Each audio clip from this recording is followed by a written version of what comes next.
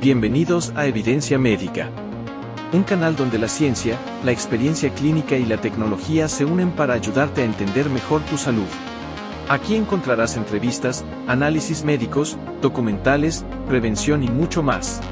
Suscríbete, activa la campana y acompáñanos en este viaje por el conocimiento médico. Bienvenidos a Evidencia Médica.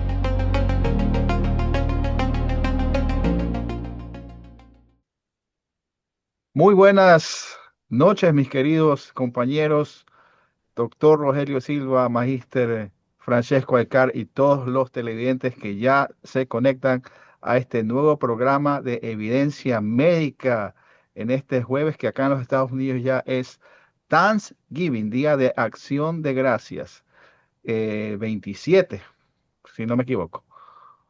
En todo caso, pues bienvenidos todos. Hoy tenemos un tema muy interesante y que creo que a muchas personas alrededor del mundo les afecta a diario y que quizás no tengamos mucho conocimiento sobre el tema. Por eso lo tenemos hoy, pues a nuestro queridísimo doctor Rogelio Silva, que nos va a hablar sobre la colitis y el síndrome de colon Intestino irritable. irritable. Correcto. Correcto. Bienvenido, doctor. Pues Buenas noches a todos los que nos acompañan en este día de Acción de Gracias acá en los Estados Unidos. Yo sé que no toda Latinoamérica se celebra, pero acá en Estados Unidos es un feriado muy importante en la cual toda la familia se reúne y tienen una cena grande. Entonces les agradezco a todos los Estados Unidos que se hayan unido con nosotros y los que están afuera en Latinoamérica. Buenas noches a todos.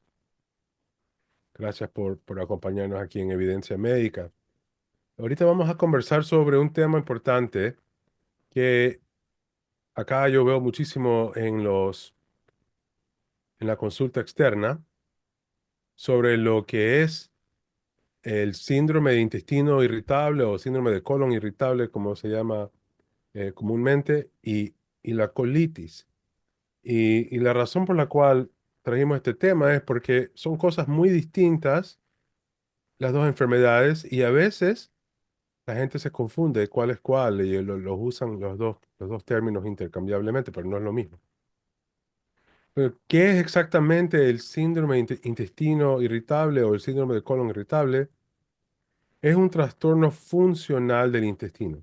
Eso quiere decir que no hay inflamación ni ningún daño estructural en el intestino y se caracteriza porque la persona tiene dolor abdominal, distensión y a veces puede tener o diarrea o puede tener estreñimiento o las dos cosas intercambiables y frecuentemente tienen las dos cosas.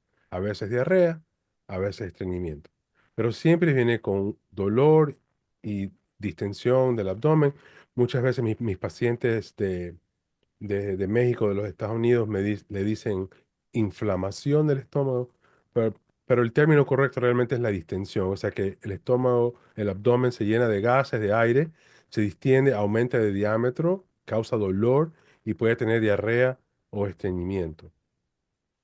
La colitis, en cambio, es otra cosa. La colitis sí es un proceso inflamatorio del colon, del intestino grueso. Tienes inflamación de la pared del intestino grueso y la colitis puede ser por una infección, cualquier infección bacteriana, Salmonella, Shigella, Escherichia coli, cualquiera de esas enfermedades bacterianas.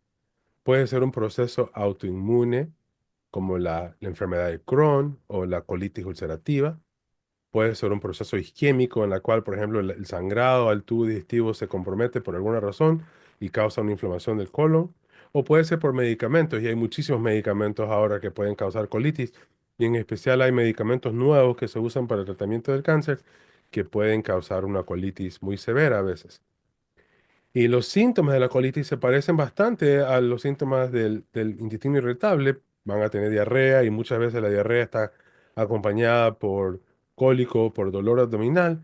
Puede tener sangre en el excremento y a veces puede tener fiebre. El paciente dependiendo cuál es la causa de la colitis. Entonces, sí hay síntomas parecidos, ¿no? El dolor abdominal y la diarrea, pero la diferencia es que el paciente con colitis sí tiene una inflamación completa en el tubo digestivo y en el síndrome de intestino irritable está completamente normal por dentro. Entonces voy a parar un segundo aquí y eh, dime, Pablo, tú, ¿qué piensas tú al respecto? ¿Qué conoces tú al respecto de la síndrome de colon irritable o intestino irritable? ¿Qué es lo que tú has escuchado en tu vida sobre esto? Bueno, yo, según lo que he escuchado de conocidos, amigos, y que de repente tienen una molestia estomacal, ¿no? Como una inflamación, como tú dijiste. Ahora, según lo que yo entiendo en base a lo que tú acabas de exponer, es que, por ejemplo, el síndrome de colon o de intestino irritable es provocado o es algo que no es quizás crónico, o sea, no quiero decir crónico, sino que es provocado por quizás porque qué comiste o qué no comiste, o quizás algo que te hizo, que te cayó, que no digieres bien, que no te cae muy bien a ti.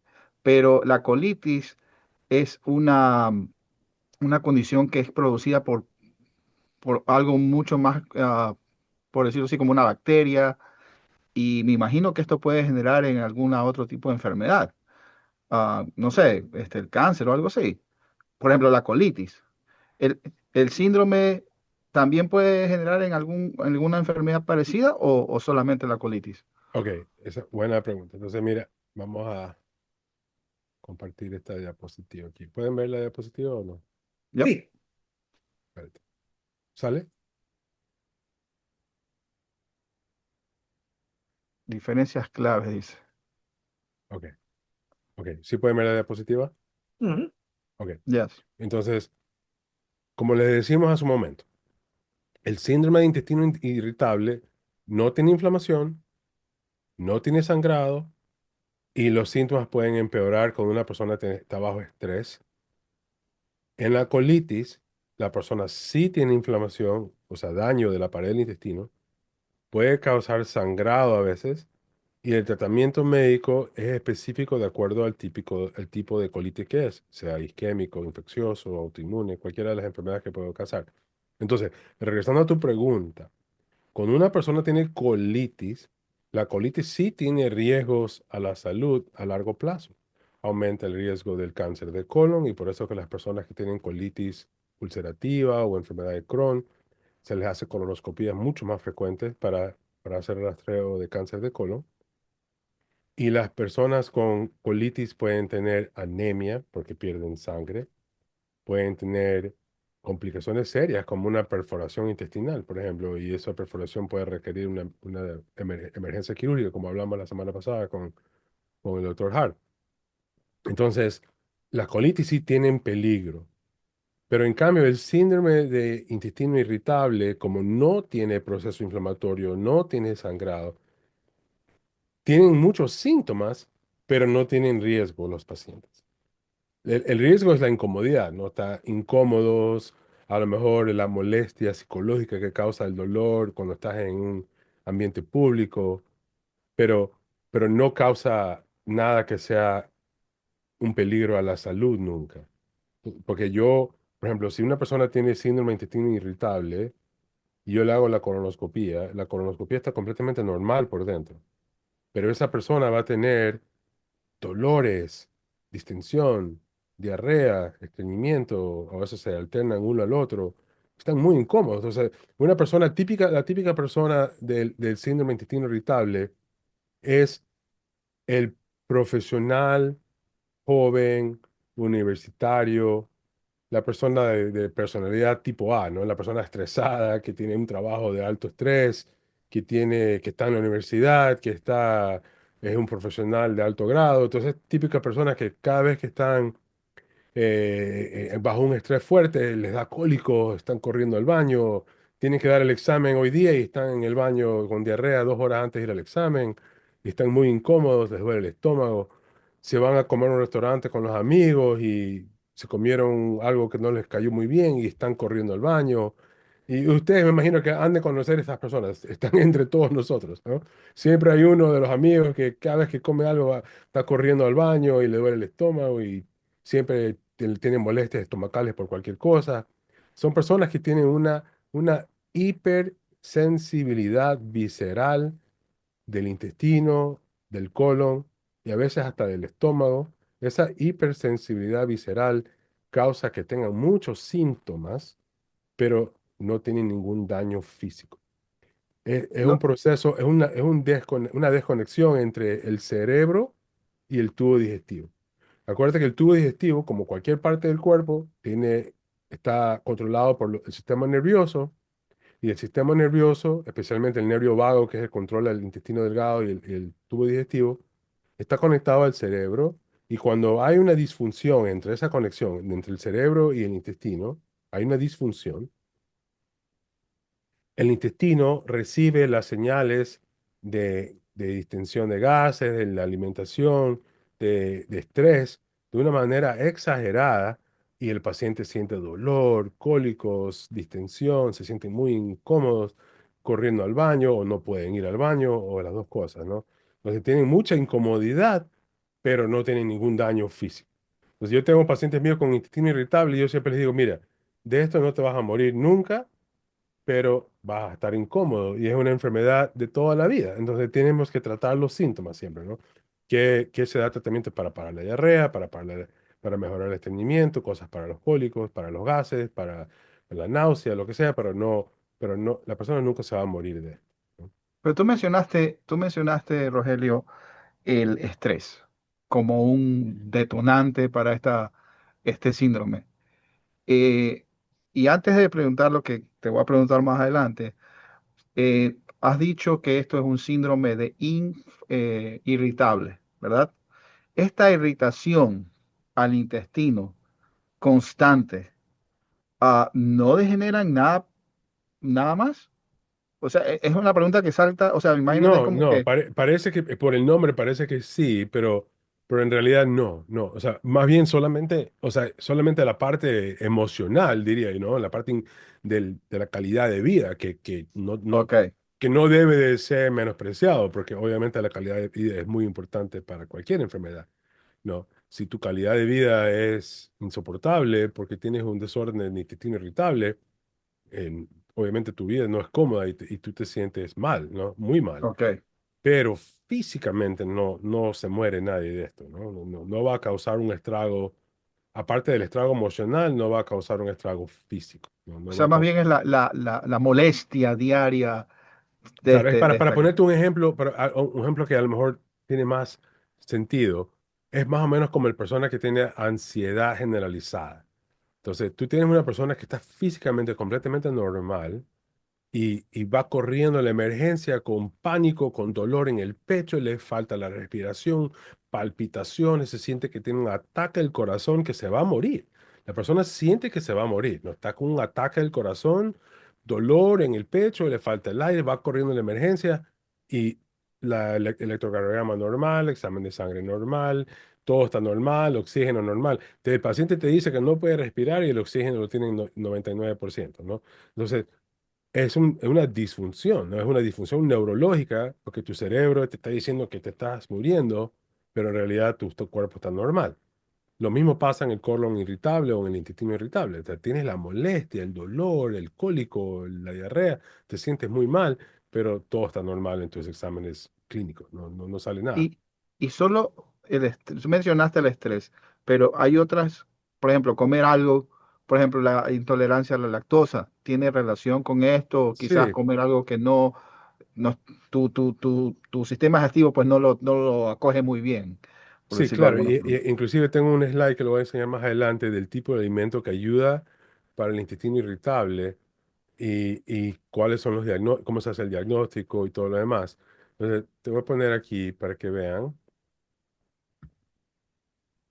Lo que pasa es que el nombre es bastante intimidante, pues, ¿no? O sea, síndrome Claro, de irritación al intestino. Entonces, puchica, uno piensa que el intestino está siendo dañado, como en el caso que vimos en unos programas anteriores acerca del reflujo gastroesofágico, que esto va poco a poco pues, alterando pues, los tejidos del esófago.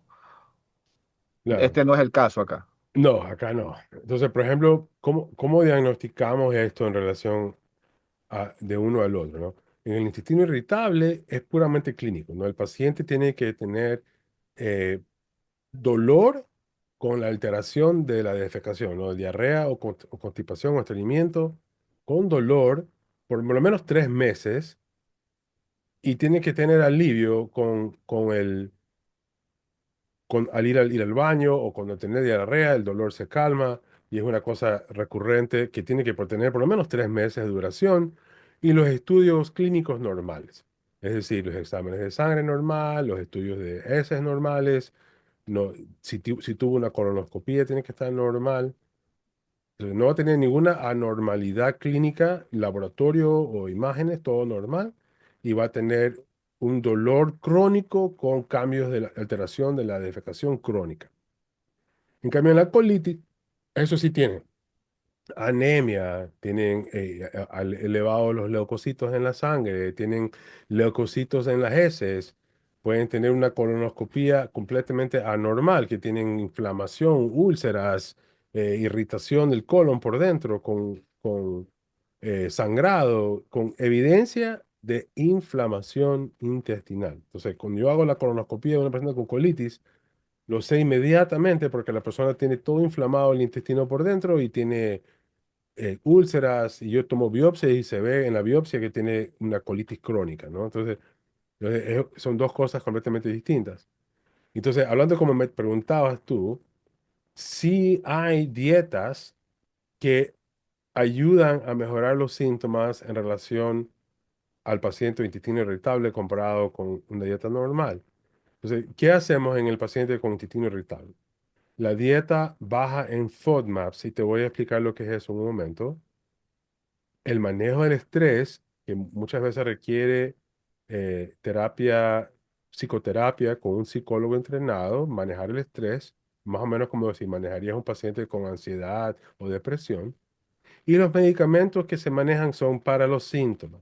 Entonces, si el paciente tiene intestino irritable con diarrea predominante, controlamos la diarrea.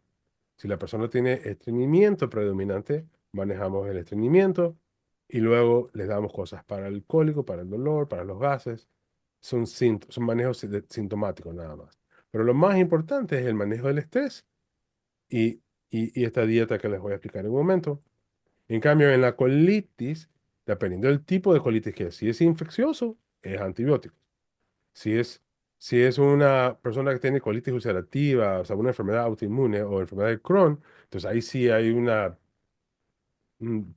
una cantidad de medicamentos que se usan para disminuir el proceso inflamatorio del colon, algunos que son orales, otros son inyectables, otros son infusiones que se usan para disminuir la inflamación, porque las personas con colitis ulcerativa o enfermedad de Crohn pueden tener muchas complicaciones a largo plazo, de anemia, sangrado, inclusive cáncer, como hablamos.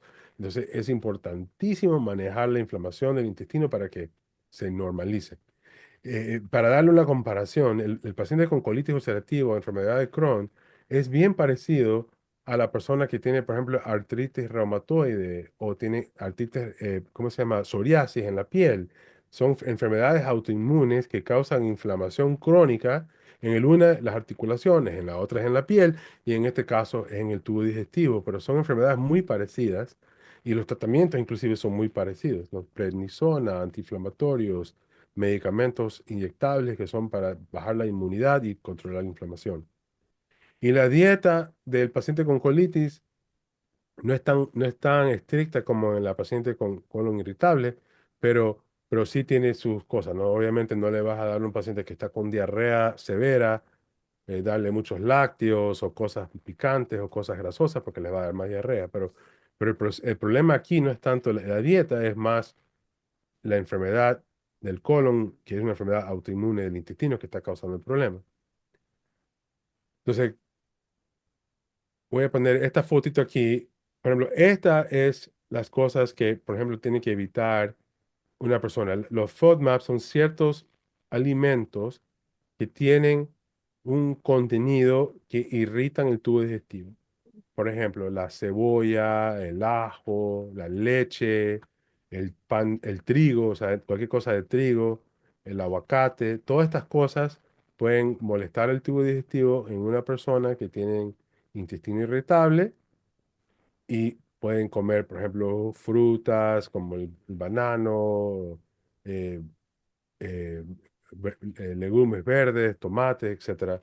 Entonces, eliminar estos alimentos que pueden causar irritación del tubo digestivo, especialmente la leche, el trigo, la cebolla, el ajo, y aumentar los elementos. Me sorprende el aguacate verlo ahí. Sí, sí. Pero lo que se hace en este tipo de dieta es que el paciente eh, evita los alimentos que tienen los, los FODMAPs elevados, ¿no? Y al pasar el tiempo se los va a volver a introducir uno por uno, y al introducirlos uno por uno se ve cuál de todos los alimentos es el que molesta más. Y si se encuentra el que molesta más, se saca ese y se entrega a los otros, se regresa a los otros. Porque obviamente vivir tu vida entera sin poder tomar leche, trigo, cebolla, ajo, legumbres, todas estas cosas, es muy complicado. Entonces se elimina todo al comienzo y se comienza a introducir uno por uno a medida que va a pasar el tiempo hasta que se encuentra cuál es el que causa, cuál es el que desencadena los síntomas, O ¿no? sea, al más puro estilo es como cuando se testean por las alergias, que Exacto. van poco a poco viendo Exactamente lo cuál mismo. es el problema o el que te causa alergia. Exactamente. Ah, Entonces hay que buscar siempre, obviamente, ayuda profesional, un nutricionista o un especialista en dieta para que te ayude con esto. Te va a dar el listado de todos los alimentos que puedes comer y lo que no puedes comer. Y luego eliminas todo y después poco a poco vas introduciendo uno por uno, controladamente, y se mira una semana cada alimento hasta que ves cuál es el que te desencadena los síntomas. Y puede ser que no sea el punto predominante en la dieta, ¿no? Porque es multifactorial, es la dieta, el estrés, factores ambientales, muchas cosas. Entonces, no solamente es el alimento, ¿no? Pero si se encuentra cuál de todos los alimentos es el que te causa más estragos, entonces obviamente se elimina ese y se introducen los demás. Así funciona esto. Entonces, o sea, para resumirlo, para que la gente entienda, ¿no? El síndrome de intestino irritable es algo funcional, no hay inflamación y está empeorado en condiciones de estrés y con ciertos alimentos. La colitis, en cambio, es un proceso inflamatorio, requiere evaluación, requiere tratamientos médicos muy específicos, pero ambas enfermedades pueden causar malestar, pueden causar diarrea, y el manejo es totalmente diferente el uno al otro. O sea, no quiero que el público confunda la colitis con el intestino irritable, porque son dos cosas completamente distintas. Y mucha gente me llega a mí con mi consulta, me dijeron que tenía colitis. Y lo que les reviso el reporte no tienen colitis, lo que tienen es intestino irritable, ¿no? Pero usan esa palabra como que mal casi siempre, ¿no? La interponen y no es lo correcto, ¿no? ahora, una persona que digamos, no es muy ávida de asistir a la consulta médica, básicamente no le gusta, puede tener colitis y por años vivir y con la colitis por años, o hay algún tipo de prognosis ahí, eh, acerca de cuánto puede esta persona vivir con Bueno, esta yo diría lo enfermedad. siguiente, si el paciente tiene sangrado en el excremento, tiene que verse con el doctor. Sea cual sea la edad, sea cual sea la causa, sea cual sea la frecuencia, la severidad. Si tiene sangrado en el excremento, debe verse con el médico. Porque el sangrado con el excremento puede ser algo serio siempre y no puede Dejarse pasar. descartarse sin saber de qué se trata. Puede ser que sea algo tan simple como un sangrado de hemorroides, pero también puede ser un cáncer. Entonces no se puede dejar eso sin revisar. Entonces ese sería el punto más importante para cualquier persona en el público. Si usted ve sangre en el excremento, tiene que verse con su doctor o con su especialista. Ahora, Sí, la sangre me imagino que no es siempre algo que, digamos que la persona va al baño y hace su deposición y esperamos, no sé, espera ver la sangre líquida o simplemente ya está mezclada con el excremento y en este caso el excremento es color negro. O sea, ¿cómo es que se esperaría a ver el sangrado en el excremento? Para que ok, nos dé una eso es luz ahí. excelente, pregunta Pablo. Porque, por ejemplo, si el sangrado que se ve, si el excremento está completamente negro, como brea, ¿no? Negro, como aceite de petróleo, y tiene un olor fuerte, eso es sangrado, sino que viene del tubo digestivo alto, viene del estómago o del duodeno, en la parte alta del tubo digestivo. Ok. Entonces la sangre, al sangrarse en el estómago o en el duodeno, que es la primera parte del tubo digestivo, se pasa por todo el tubo digestivo y se digiere la sangre y la sangre convierte el excremento en negro. Ahora, no se puede confundir porque una vez una persona cuando toman cápsulas de hierro, Ajá, sí. las cápsulas de hierro te oscurecen el excremento, pero el excremento se hace como verde oscuro, oscuro pero medio verdoso y es sólido. No Claro. es flojo el excremento, no es diarrea. Cuando una persona tiene sangrado, lo que se llama melena, que es cuando tiene el excremento negro, el término médico es melena, eso es por sangrado y es flojo, diarreico, un olor muy, muy fuerte y encima es negro pero azabache, ¿no? Y un olor fuerte. Cuando es sangre roja, quiere decir que viene del recto o del tubo digestivo inferior, o sea, del colon, del recto. Si una persona te dice a ti, por ejemplo, voy al baño y el excremento es normal café, pero cuando me limpio veo Ajá, sangre en el papel, eso es muy común. 99% del tiempo eso es hemorroides y no es nada, o una pequeña fisura, no es nada peligroso, pero no puedes asumir eso, no tienes que hacerte claro. ver con el doctor que te chequeen, porque también podría ser un cáncer del recto, un gran cáncer del ano. Entonces no puedes decir, ah, es hemorroide y ya. Para dar una anécdota, yo tuve una enfermera que era paciente mía, que trabajaba conmigo en mi oficina hace muchos años atrás. Ella era americana irlandesa, de pelo rojo, de pecas, ¿no? Y esta chica tenía sangrado así mismo, que se veía sangre cuando se limpiaba. Le venía molestando ya varias semanas que por favor que se haga el chequeo, que se haga la colonoscopia, que se haga ver, que se haga ver. Y estaba que se aguantaba, se aguantaba, se aguantaba. Pasaron 3, 4, 5 meses siendo ella enfermera. Y por fin ya, como que ya de tanto molestarla, se prestó a hacerse la colonoscopia y tuvo un melanoma maligno en el ano. Oh my God. Y la señora murió de esto, y era joven, tenía 40 años recién. Y murió de este melanoma maligno que se había ya progresado demasiado por no hacerse ver. Entonces, no, entonces lo importante de esto es que una persona con sangrado rectal siempre tiene que hacerse ver, con el especialista, con el internista, quien sea, pero que le chequeen, porque si es una hemorroide y nada más, perfecto, pero si es algo más, tiene que hacerse ver, hacerse una colonoscopia, hacerse chequear. Otra cosa, si la persona tiene fiebre o tiene pérdida de peso, entonces también es algo importante, porque una persona con intestino irritable nunca va a tener fiebre y pérdida de peso asociado a sus síntomas. ¿No? Y si el dolor, como cuando hablábamos la semana pasada con Leonardo, eh, si tiene un dolor severo y especialmente un dolor peritoneal, por ejemplo, que estás ahí, que cuando estás en el carro y el movimiento del auto te hace doler el estómago y medio te tocas el abdomen y saltas, ya, eso no es el dolor de intestino irritable y esa persona tiene que ir a verse a la emergencia o al médico de inmediato para ver qué tiene, porque puede tener una perforación o alguna cosa más seria. Entonces, siempre esas son las cosas que uno tiene que ver. La persona con colon irritable va a tener cólicos, que le duele el estómago cada vez que está con estrés o cuando come algo que le molesta, va a tener diarrea, va a tener estreñimiento, no va a tener sangrado y casi siempre la persona con colon irritable no se despierta en la madrugada con los síntomas. Cuando están dormidos, están bien. Cuando están despiertos y tienen el estrés o todos los otros desencadenantes, es cuando tienen síntomas. En cambio, la persona con colitis le da los síntomas cuando sea.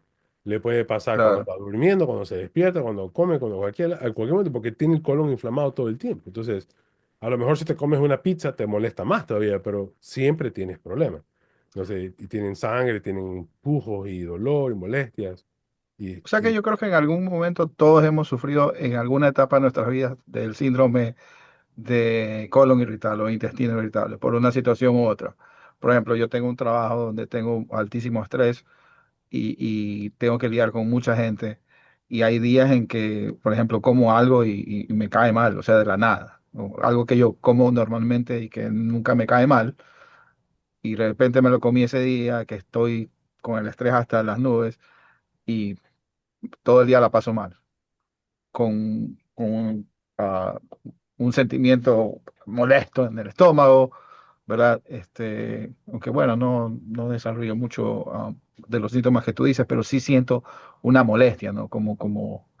No sé cómo explicarlo, pero sí es molestoso, pero Claro, no es todo el tiempo, pero no es todo el tiempo, no todos los días yo puedo decir que, todos los días sufro de esto.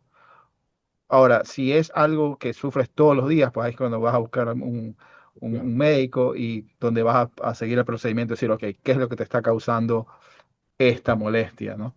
claro. Hay que llegar al asunto. Sí, y realmente no es tan difícil llegar al diagnóstico porque, por ejemplo, yo tengo un colega mío que es especialista en esto que trabaja en la Universidad de Northwestern acá en Chicago. Y él me conversaba un día básicamente, si tú haces un hemograma de la sangre, acá se llama el CBC, que es el hemograma, el contagio de sangre, y haces dos marcadores de inflamación en la sangre y un marcador de inflamación en el excremento. O sea, un estudio de excremento y tres exámenes de sangre, tú puedes más o menos con el 99% de eficiencia saber si la persona tiene una colitis de verdad o si tiene colon irritable. Solamente con esos exámenes simples, porque una persona que tiene colitis va a tener inflamación y eso va a salir en esos exámenes de la inflamación. Una persona que tiene intestino irritable va a tener todo eso normal. Y no hay necesidad de hacer tantos exámenes y colonoscopías y mil cosas porque con eso ya más o menos puedes descartar la mayoría de los problemas en 2 minutos. Y más o menos uno le saca ya solamente con verle a la persona, ¿no? Llega un joven de 20 y pico de años mire doctor, cada vez que voy a la universidad desayuno y a las 2 horas estoy en el baño por 2 horas con diarrea y después se me quita, pero nunca lo tiene cuando está durmiendo, nunca ve sangre, no tiene fiebre, no ha perdido peso, no se ve anémico, nada. Entonces yo le hago el hemograma, está normal, le hago el examen de estudio del excremento, está normal. Pero tiene que ser algo crónico, esa es la diferencia, ¿no? Porque si el paciente por ejemplo, si Francesco se fue a Cancún, ¿no? Y se comió un ceviche en el buffet de Cancún y le dio diarrea al día siguiente, eso es diferente, ¿no? Ese es el diarrea del Claro, viajero, ¿no? Eso es una diarrea del viajero, una infección aguda, o te pegaste el encebollado allá donde Danilo, o algo, y el día siguiente te dio diarrea, eso es otra cosa, ¿no? una 20 gastroenteritis, ¿no? margaritas. Exacto, eso es una diarrea aguda, eso es diferente, eso se va solo, se dura 2, 3 días y te va. Ahora, puede ser que un día te comiste algo que te hizo daño y se te va, pero eso se va en un día, máximo 2 días. Pero una enfermedad crónica que dura meses y meses y meses con los mismos problemas todos los meses, ya es un desorden, ¿no? Ya es algo que necesita tratamiento y hay tratamiento, porque hay tratamientos para el intestino irritable, ¿no? Hay cosas que te bajan los espasmos, medicamentos que se usan para controlar la diarrea, medicamentos que se usan para controlar el estreñimiento. Hay tratamientos y te pueden hacer que la vida sea mucho más aceptable y una calidad de vida mucho mejor que un paciente que lo tiene sufriendo todos los días, que no puede comer nada, porque cada vez que come le duele el estómago. Y aquí entra todo esto que, por ejemplo, con la intolerancia a la lactosa, quizás a las personas no les cae muy bien el comer gluten y este tipo de cosas que todo esto puede provocar pues el síndrome Bueno, de- son diferentes cosas, ¿no? Una persona que tiene intolerancia a la lactosa va a tener dolor, distensión y diarrea cada vez que comen leche o un producto lácteo. Y eso es algo súper común también, ¿no? Porque la intolerancia a la lactosa en ciertas partes del mundo puede ser más de la mitad de la población. Entonces, no es una enfermedad realmente la intolerancia a la lactosa, es una variación genética del ser humano, ¿no? Si claro, te, si te pones a pensar, le pregunto al Francesco, ¿tú conoces de algún animal, algún mamífero que toma leche como mamífero adulto? ¿Conocen algo? ninguno, solo el hombre, Y ahora piensa, un mamífero que tome leche como adulto, pero de otra especie. claro, Porque solo el hombre, normalmente, claro, normalmente los mamíferos toman leche de bebé de su mamá. Nunca toman leche de otra especie. En cambio, el ser humano toma leche de vaca, de cabra, de diferentes animales de adulto, ¿no? Entonces, nuestra genética no está diseñado a digerir la leche de otro mamífero y muchas partes del mundo genéticamente están predispuestos a tener intolerancia a la lactosa, porque la lactosa es es un azúcar de la leche de la vaca que no es natural a nuestro cuerpo. Entonces, es algo que nosotros hemos creado porque fue una manera de mantenernos vivos cuando en la época de los cavernícolas no había alimentos, ¿no? Entonces, si tú tenías una vaca y podías tomar la leche de la vaca para mantenerte vivo en los fríos del invierno, cuando eras nórdico o en Neandertal, en Noruega, ¿no? Donde no había comida por meses, tú tenías que comer lo que podías. Y los que tenían la habilidad de digerir la leche sobrevivían y los que no tenían habilidad de digerir la leche se morían. ¿Sí me entiendes? Oiga, Entonces, doctor Silva, de que usted habla ahorita del tema de la leche de la vaca, recordemos del concepto de un querido amigo nuestro que cuando uno tomaba eso, estaba tomando pus. Y usted fue la primera zarandeada que le dio pues a a ese querido compañero.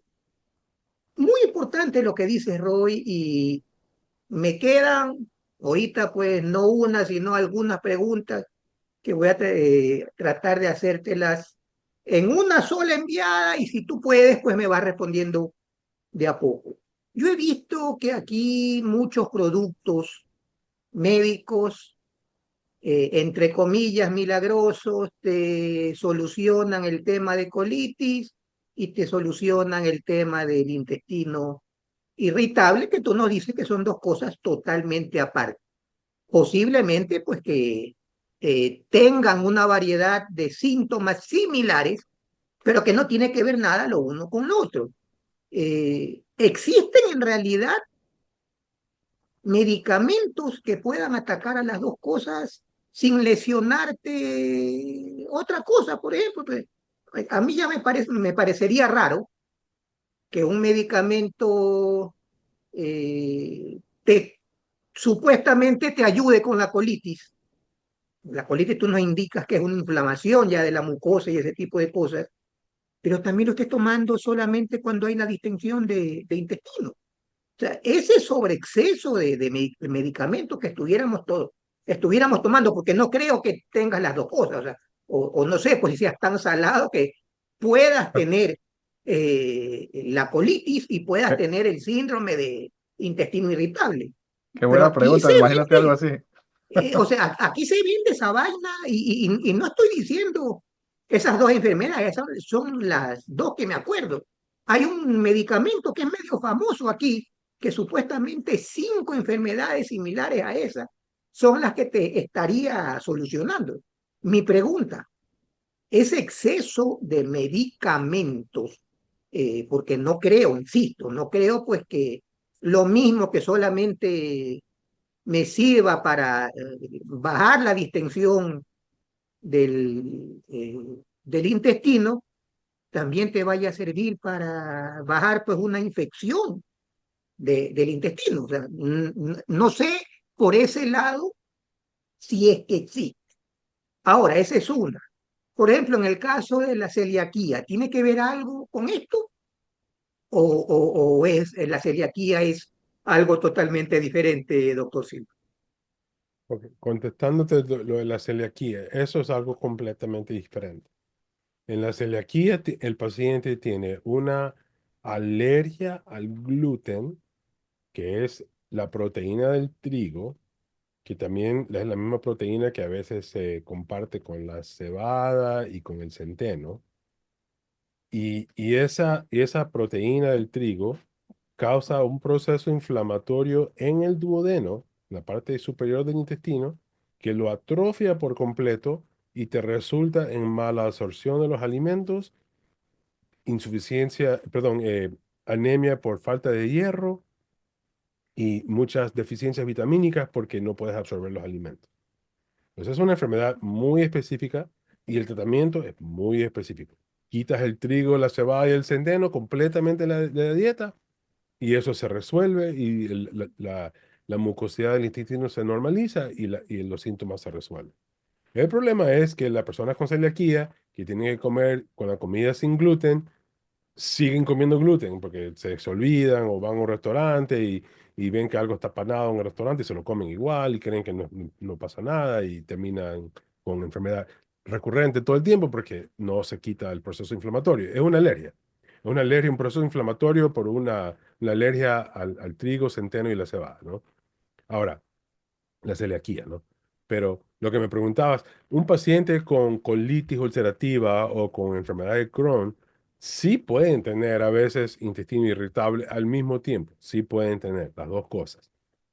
Y no es tan infrecuente, porque yo puedo tener un paciente con enfermedad de Crohn, que por lo general son gente joven que tienen colitis ulcerativa y enfermedad de Crohn, son personas jóvenes, y los tengo tratamiento y están perfectamente bien y le hago la colonoscopia y todo está en remisión y todo está normal por dentro, todos los marcadores inflamatorios están normales, pero todavía tienen el gas y el dolor y las molestias y la distensión y todo lo demás, probablemente tienen las dos cosas. Entonces, en esos pacientes sí se da tratamiento combinado para las dos cosas y puede suceder.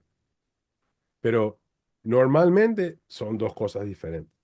Entonces, por eso me gustaba traer este tema en específico, porque yo sé que en Latinoamérica es muy común esos tratamientos naturistas de la colitis, porque lo que están haciendo realmente es confundiendo la palabra colitis con el intestino irritable, que son dos cosas completamente distintas, y mandan tratamientos al público probióticos, fibra, eh, vitaminas de diferentes tipos para el tratamiento del intestino irritable y lo ponen como tratamiento de la colitis. Pero son cosas completamente diferentes y esos medicamentos que venden en Latinoamérica y en los Estados Unidos como productos naturistas para el tratamiento de la colitis no tratan la colitis para nada. O no están indicados para el tratamiento de la colitis de ninguna manera. Puede ser que ayuden el intestino irritable dependiendo de lo que contenga, ¿no? Porque sí hay evidencia de que, por ejemplo, ciertos probióticos ayudan al intestino irritable. Sí hay evidencia que ciertos alimentos ayudan al intestino irritable. Entonces, por ejemplo, una persona que tiene intestino irritable con estreñimiento y le das fibra, por ejemplo, la fibra del metamucil que se ha sacado, el psyllium, le da Ujú. fibra y sí ayuda y se sienten mejor porque tienen estreñimiento, le das psyllium y se mejoran. Si tienen mucha distensión y mucho gas y le das un probiótico, ayuda.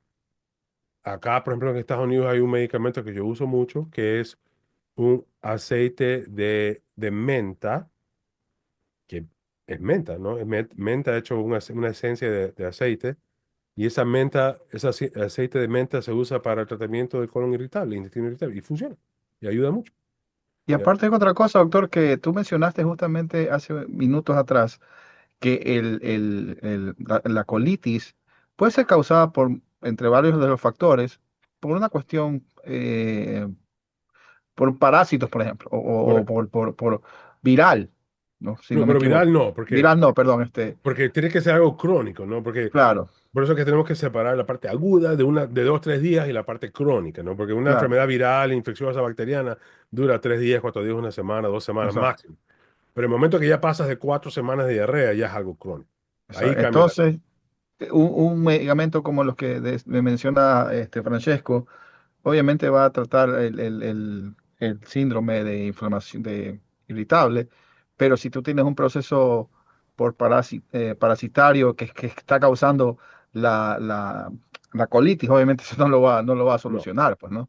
Pero si los parásitos sí pueden causar una colitis crónica, porque los parásitos no se van, a menos que tomes el tratamiento, ¿no? La mebiasis, la Claro, giardiasis, ciertas lombrices, que en Latinoamérica son muy común, pero acá en Estados Unidos eso es muy raro, ¿no? Pero las enfermedades agudas, diarreicas agudas, no, eso se va solo en 2, 3 días y se acabó. Las bacterianas que causan colitis crónica, solamente la infección bacteriana por el Clostridio difícil, que es por lo general con personas que tomaron antibióticos, y al tomar el antibiótico se produce una alteración de la flora bacteriana y se crece una bacteria que se llama el Clostridio, y esa bacteria causa una colitis muy severa, y eso puede durar varias semanas y no se va, al menos que el paciente tome un tratamiento antibiótico, y no se va, se queda. Y la persona se puede enfermar muchísimo, pero las enfermedades infecciosas que causan colitis crónica son pocas, no hay muchas, ¿no? Las que sí pueden causar colitis crónica son las enfermedades autoinmunes, como la colitis ulcerativa o Crohn's, o pueden ser eh, medicamentos. Por ejemplo, a veces las personas no saben, no están tomando eh, edulcorantes artificiales, como el Splenda o el NutraSweet, por ejemplo, que son los edulcorantes artificiales que se usan mucho en Estados Unidos para los productos dietéticos. Y si estás tomando mucho edulcorante artificial, te puede dar diarrea. Ya, por ejemplo, yo tengo pacientes que tienen insuficiencia cardíaca y toman suplementos de magnesio todos los días. Y toman bastante, a veces 800, 1600 miligramos de magnesio diario porque tienen problemas con el corazón, que les manda su cardiólogo. Y me vienen a ver a mí porque tienen diarrea crónica. Y los voy a ver y están tomando 800 o 1600 miligramos al día de magnesio. Y el magnesio es como la leche de magnesia. Es lo mismo. Claro. Es como que si estuviera tomando 2 cucharadas de leche de magnesio todos los días. Obviamente que va a tener diarrea. Y entonces yo le digo, mire, el problema es esto. Si no puedes dejar de tomar el magnesio, entonces te voy a dar un medicamento, el Imodium, por ejemplo, para que pares la diarrea, pero si te va a dar diarrea mientras sigas tomando el magnesio. O sea, es algo de lo que tiene que vivir el paciente. Claro, claro. Hay personas que les gusta masticar chicle mucho, por ejemplo, y el chicle tiene sorbitol, y el sorbitol es un alcohol no digerible y puede causar diarrea en ciertas personas. Entonces, si te pasas masticando esos chicles dietéticos todo el día, te puede dar diarrea. Una pregunta, Roy. Ese medicamento que casi todos tenemos en nuestras casas, el Bismutol, ¿a qué te ayuda? O sea, ¿te Eso es para ayuda en... tratar, eso es para tratar la diarrea. Entonces, si una persona tiene una diarrea aguda, sea viral, sea bacteriana aguda, y te tomas bismutol 2, 3 días, te para la diarrea, te calma la diarrea. El bismu- absolutamente nada más, solamente para el tema Nada de más. diarrea? El bismuto realmente es un antibiótico, realmente. O sea, tiene un poquito de actividad antibacteriana, pero al mismo tiempo te para la diarrea. Lo que sí tienes que saber siempre, esto es importantísimo, porque la persona que toma el bismutol, cualquier producto con bismuto, en Estados Unidos se llama el Pepto-Bismol, el bismuto te hace el excremento negro azabache. Ujú. Entonces, Ya. la gente viene, se toma el bismuto y van a la emergencia el día siguiente porque tienen el excremento negro y piensan que están sangrando. Y el doctor de la emergencia y me llaman a mí, doctor, venga a ver el sangrado digestivo y luego a ver y está tomando bismuto el día anterior.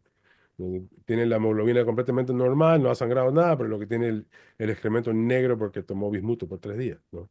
Entonces tienes que saber que el bismuto te va a hacer el excremento negro al día siguiente, eso es normal. Y en nuestra época, doctor Silva, yo no sé pues si tú estabas aquí en ese tiempo que estaba de moda, yo me acuerdo del caopectate. En alguna ocasión, pues el papá de Pablo que nos daba clases, pues nos hablaba que venía del caolín y que el caolín también tenía un efecto, no sé, pues astringente, Es no antidiarreico. recuerdo la palabra correcta, pero el caolín, perdón, el caopetate dejó de utilizarse. Yo recuerdo que sí era bueno, o sea, No, sí, todavía se vende era en los Estados Unidos. malísimo, pero funcionaba. Sí, todavía se vende en los Estados Unidos. También es un antidiarreico.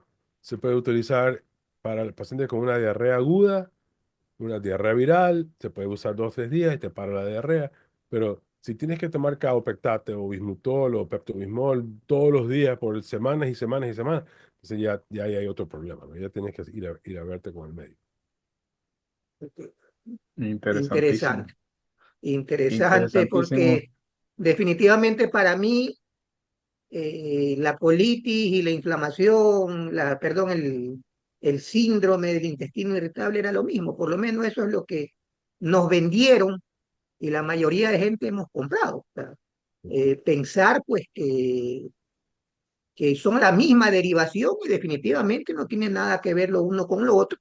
De una manera muy clara, pues uno es un proceso inflamatorio, el otro es un proceso eh, de distensión de los tubos, pero eso lamentablemente no lo dicen, eso lamentablemente no lo dicen, lamentablemente también pues estamos acostumbrados a comernos lo que la televisión nos vende, pero es bueno saberlo a través de programas como este, doctor Silva y Paolo, que las cosas no son tampoco como nos las presenta. Y qué es lo que yo siempre digo, también lamentablemente en el tema médico, que me disculpen las farmacéuticas, pero yo creo que la parte de comercialización está totalmente invadida. Y a nombre, pues, de un producto que posiblemente sea bueno, no vamos a decir que no, pero te invaden de información. Y creo yo, por eso que yo le preguntaba al doctor Silva ese tema, no está, yo calcularía que si tú no necesitas de un producto, no está bien que te lo metas todos los días al cuerpo, porque el cuerpo tampoco puede resistir un supuesto producto para una enfermedad inexistente. Y si estamos hablando que el síndrome no tiene nada que ver con la colitis, pues, y me mandan un producto que supuestamente me salva las dos cosas, algo estoy tomando de más. Amén de lo que tú acabas de decir, Roy, que sí existen personas que lamentablemente sufren de las dos enfermedades, pero quizás en porcentaje no sea el 100%, No, mucho sino más. solamente una parte. Un Y pequeño los porcentaje. otros que están tomando de más, o sea, en algún momento ya el cuerpo te va a decir, ¿sabes qué? Ya, pues ya me aburrí de La tener gran mayoría, medicamentos por gusto. la gran mayoría de esos pacientes lo que tienen es intestino irritable o a lo mejor tienen intolerancia a la lactosa o puede ser que hayan tenido una infección parasitaria en Latinoamérica porque eso es más común, pero no tienen una colitis tradicional. El paciente con colitis casi siempre tiene diarrea, ¿no? Siempre va a tener diarrea porque eso es la colitis, la definición de la colitis. Entonces, si tú tienes un paciente que tiene estreñimiento, no tienes colitis. ¿Sí me entiendes? Entonces, ellos se Claro, confunden del tema siempre y me vienen a ver a mí, me dicen, doctor, me dijeron que tenía colitis y lo que les veo tienen estreñimiento, no pueden ir al baño por 3 días, tienen estreñimiento, es otra cosa, no es lo mismo. Pero vienen con ese concepto equivocado todo el tiempo. Entonces, es la falta de conocimiento del tema, ¿no?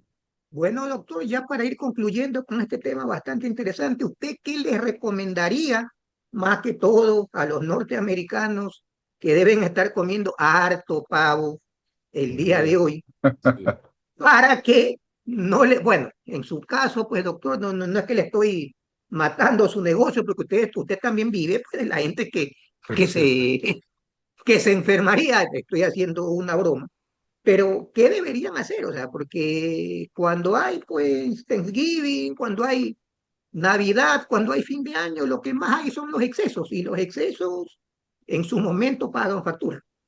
claro. Pero lo importante es, Entonces, ¿qué debería suceder en estos días y en las fiestas que se nos vienen el próximo mes, doctor Silva? claro, especialmente en estas fiestas, hoy en la fiesta de Thanksgiving acá en Estados Unidos, en Acción de Gracias, o en Navidad en Latinoamérica, es comer en moderación, ¿no? Siempre todo en moderación, ¿no? El exceso siempre causa problemas, sea como sea, ¿no? Entonces, tratar de moderar el alcohol, moderar la cantidad de grasas, no comer en exceso y comer porciones pequeñas, porque realmente el cuerpo humano no necesita de tanto alimento, ¿no? Es mucho menos de lo que uno piensa. Entonces, comer en moderación, comer saludable, tener mucho cuidado con el proceso de los alimentos, ¿no? Porque en estas fiestas es cuando la gente cocina la noche anterior, no está guardado bien en la refrigeradora, se enferman, las diarreas. Entonces, cuidado con los alimentos, saber de dónde viene, dónde proveen sus alimentos, que estén bien procesados, bien cuidados, no comer en exceso, no tomar tanto alcohol y con eso creo que van a estar bien. Ahora, si te En da Latinoamérica, más que todo, el recalentado, que son tres, al cuatro, otro cinco día, días. claro. claro, pero el que recalentado no pasa nada, o sea, comer el día siguiente no pasa nada, con tal de que se caliente bien, ¿no? Calentarlo correctamente, que cuando la comida se deja de comer, guardarla en un recipiente en la refrigeradora, que nunca esté sin refrigerar por mucho tiempo, guardar los alimentos y cuando uno los saca, revisarlo, ¿no? Revisar que huela bien, que no tenga mal olor, que esté todo bien y comer las cosas con cuidado, ¿no? Calentarlo con cuidado. Y si uno hace las cosas con cuidado, vamos a suponer que que te da una diarrea el día siguiente de una comida, bueno, obviamente es incómodo. Entonces, en ese momento, dejar de comer solamente líquidos, una sopita de pollo, que eso siempre te va a ayudar a rehidratar, comprarse unos líquidos rehidratantes como el Pedialite o hay diferentes marcas alrededor del mundo, una bebida rehidratante, no comer nada esos días, especialmente no tomar lácteos cuando te da la diarrea. Se puede usar el bismuto o el caopectate para controlar los síntomas de la diarrea y eso por lo general se resuelve en 2 o 3 días. Si el paciente está muy, muy enfermo, que no puede comer nada, que esté vomitando, que está con fiebre, está horrible, bueno, obviamente tendrá que irse a la emergencia, pero la mayoría de los pacientes se pueden manejar con líquidos, con un suero oral, con sopita de pollo, como decían nuestras mamás. La sopita de pollo es realmente un milagro, Milagrosa. porque la verdad que te rehidrata y es fácil de digerir y tiene todos los productos necesarios para controlar la deshidratación de una diarrea aguda. Y los pacientes se sienten bien. Mi querido Bueno, Ágolo, para que usted dé la despedida correspondiente.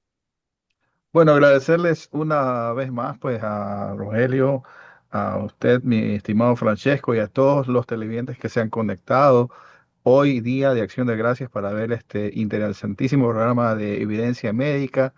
Y una vez más recordarles que este espacio es para que todos accedamos al conocimiento, una vez más pues demostrando aquí que el conocimiento es poder y que estos conocimientos nos van a ayudar a tomar mejores decisiones en cuanto, en este caso, a nuestra salud, ¿no? Es decir, diferenciar las cosas y hasta para tener una idea general de cómo funciona nuestro organismo, de cómo funcionan los medicamentos y cuáles son las principales diferencias y no dejarnos meter gato por liebre. Para eso son justamente estos espacios. Y bueno, agradecerles a todos de una vez más y que tengan un feliz día de Acción de Gracias, lo que celebramos acá en Estados Unidos y por qué no los que también están en Ecuador. Siempre es bueno dar gracias por las cosas buenas y a veces también por las cosas no tan buenas que nos pasan. Manden Turkey por Mano, DHL que sí llega. Bueno, saludos a todos y feliz Día de Acción de Gracias a todos los televidentes. Abrazos a todos. Nos vemos para la próxima. Bienvenidos a Evidencia Médica, un canal donde la ciencia, la experiencia clínica y la tecnología se unen para ayudarte a entender mejor tu salud. Aquí encontrarás entrevistas, análisis médicos, documentales, prevención y mucho más. Suscríbete, activa la campana y acompáñanos en este viaje por el conocimiento médico. Bienvenidos a Evidencia Médica.